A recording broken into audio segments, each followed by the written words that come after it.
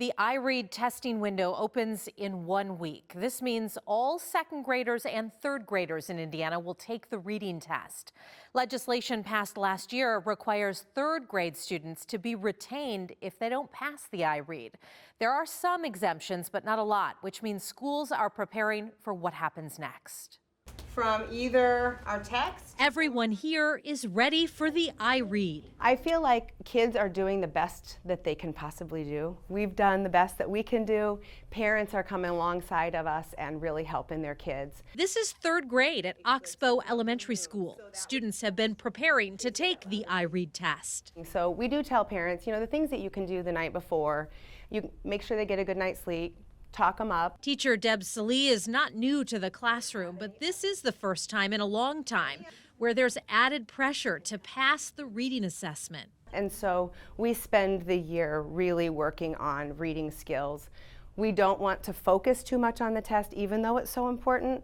And so we figure that if we can get kids to be readers for life and confident in their reading, they're going to pass the test. Did you know that the moon orbits around Earth? Next door, teacher Taylor Framiff is working with her students. How are you preparing kids to take that test? And what do you foresee as being the result this year? I foresee, because we've been able to target such a small group, that we'll have even more kids passing this year. That's the hope here at Concord Community Schools and around the state. But IREAD is really written towards an end of the year end of second grade, beginning of third grade reading level. Last year, the Indiana General Assembly passed legislation aimed at making sure students had mastered foundational reading skills by the end of third grade.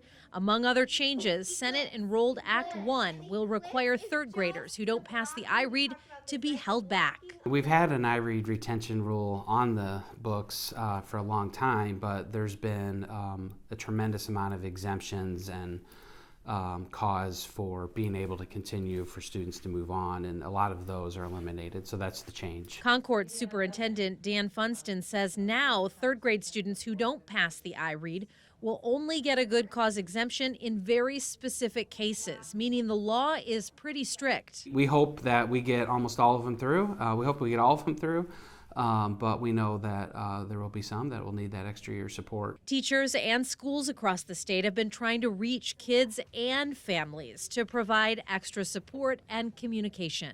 I do feel like it has pulled parents in more and made parents more involved, because the law is written scary. It is scary thinking about students being retained. At Oxbow, as second graders, these students took the IREAD in the spring. Teachers were able to examine that data before kids arrived at school in the fall. What did you learn getting that information and then getting those kids in your class this school year? So it really breaks it down for us to see kids that are struggling with the foundational skills, so more of the phonics, the letter sounds, homophones, homographs. We could see that, and so we knew that needed to be a focus before reading comprehension can be a focus. Over the past few months, students worked together as a class, in small groups, and one-on-one to receive the individualized support or independence they need. So in my room, the thing that I always say is everybody gets what they need. Students will take the IREAD in about a week. Then students who don't pass will receive more intense intervention and summer school before they take it again in June. The hope is all third graders will pass. Because we've started so early, I could foresee almost all of my kids passing, if not all of them. But if they don't, these teachers will be here for them next school year. This test score is a test score, and yes, it's important, but it is not the kid.